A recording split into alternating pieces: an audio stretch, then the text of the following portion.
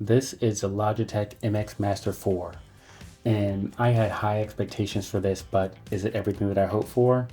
Let's talk about it. But first, welcome back. And if you're new here, my name is Michael Evans, and today we're going to talk about this new mouse from Logitech.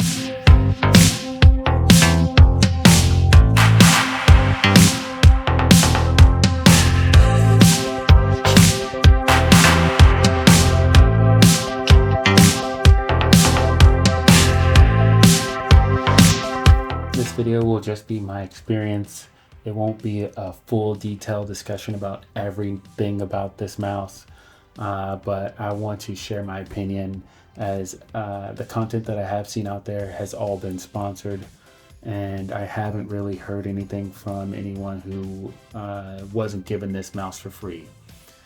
Just as a note, I did pay full price for this. I bought it off Amazon.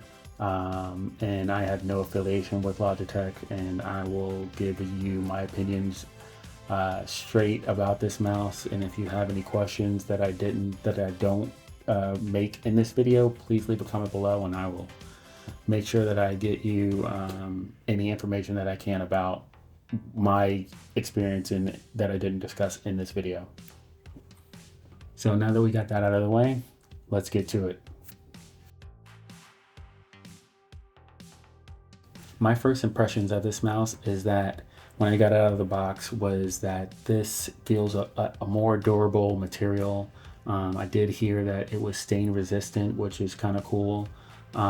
It does feel a lot firmer and harder plastic than the previous 3S version that I have been using up until now. This version of this new mouse has some of that soft rubber still, but it's on the side and on this new thumb pad, which we will talk about a little bit later in more detail. On the front of the mouse, the buttons are a softer click, so you really don't hear it at all when I'm clicking, which is nice. And it has this frosted kind of clear plastic for the buttons, which just gives it a little different feel from when it's transitioning from the body to the buttons. I can show you some of the differences between the 4 and the 3S to show you that the contouring of the mouse is a little bit different. Another thing to note is that the indicator light is now on the top instead of the side next to this vertical scroll wheel. Speaking of that the vertical scroll wheel, it is a lot easier to use for me. I feel that now that this little area has been filled in, it's a lot smoother to use that wheel, which is nice. That's a very welcome add to this mouse. One thing to call out, the first thing actually to call out that I don't like about this mouse is that it's a bit harder to pick up. So normally when I'm using my mouse, I'm scrolling around and I will reset my mouse back to the center of my trackpad. And when I do that, I end up accidentally pressing this thumb pad because it just doesn't have the lip where you can put your thumb in. So that to me was a miss about this. I know they can't do everything when you're trying to make changes and innovate. A lot of things aren't going to stay the same, so that is going to be on me to get more accustomed to using this and be more conscious in when I do reset to pick up the mouse to put it back in the center of my trackpad, or my mouse pad I should say, not trackpad, that I don't press it too hard to activate that thumb button, that thumb pad on the button on the thumb pad. So that's something that I have been pressing over and over and over, and it has been driving me a little bit crazy. But like I said, it's on me. I have to reset my thinking on when I'm doing that because I've been used to the 3S for so long. Let's talk about the setup of this mouse. It was really easy with the Logi Options Plus app on the computer. There was even a setting where I could copy over the settings from my 3S to this mouse, so it made it really simple to get everything on here without having to meticulously change everything, because if you know and you use the Logi Options app, there's a lot of settings that you can tweak, and I didn't have to do any of that because it let me copy it all over. So that was a very welcome addition, and I'm very happy that that was an option. The tracking on this mouse has been great, and it is the same tracking that is in the 3S, so I would expect it to be amazing. I never had any problems with that mouse, and I expect that this will probably be the same. Now that we've talked about all of the basic things that are on this mouse, let's talk about the biggest changes in this mouse, and that is the thumb pad. Something I tried for about half a week before I realized that it just wasn't something that was for me. The haptic feedback in this is cool in theory, and I'm all for trying new things, but this just wasn't for me.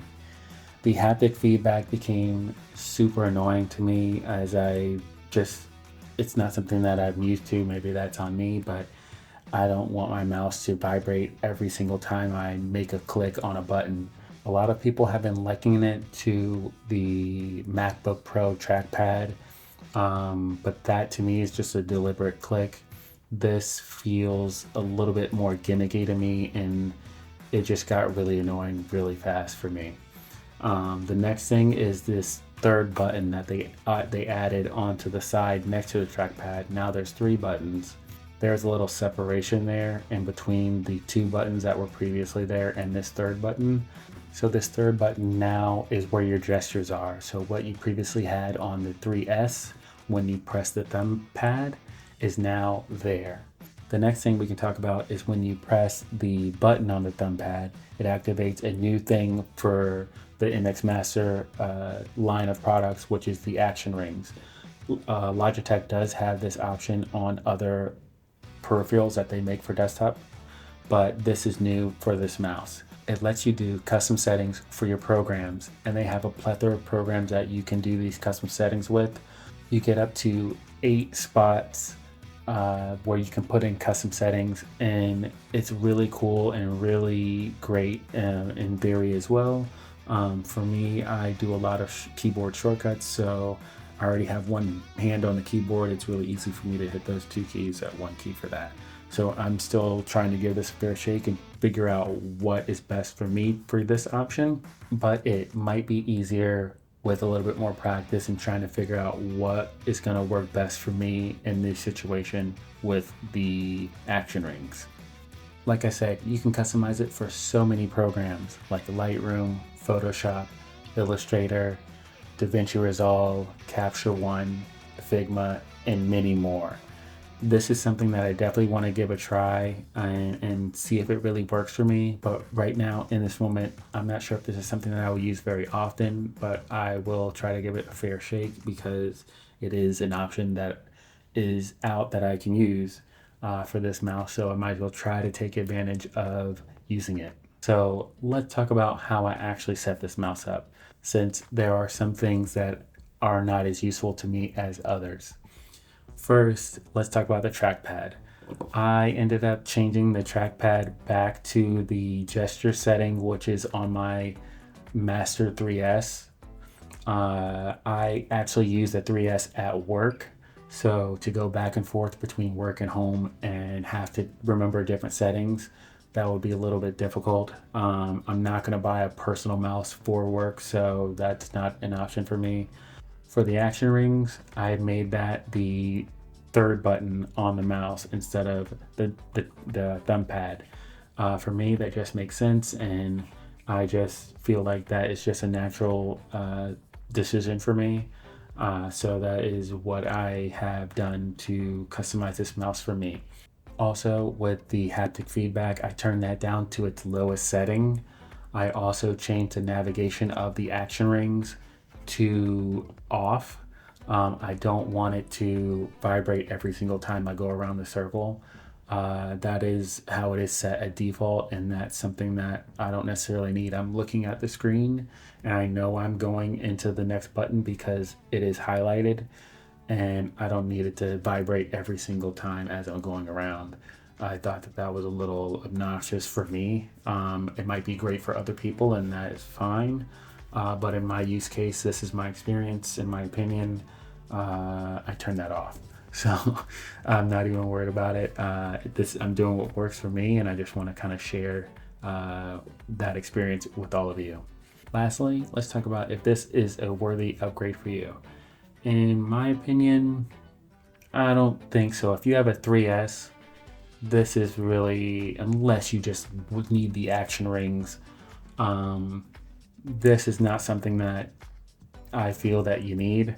If you're coming from a 2S, this is going to be a big upgrade for you. It has a softer clicking buttons, and I feel like the vertical scroll wheel is really good. But if you're coming from something else completely, then like I said, this might be for you. But if you have a 3S, unless you just need those action rings and you're craving that and you gotta have it, I don't think that this is it. So that is kind of just my opinions on what I think about this mouse. Like I said, this video is not sponsored by Logitech, and I don't have no affiliation with them, so I have no reason to steer you in the wrong direction. You can take it with a grain of salt though, as every person is different and all of that. So if you like this video and you have any questions, please leave a comment, like, subscribe, as it helps a ton, and I will catch you guys in the next one. See ya.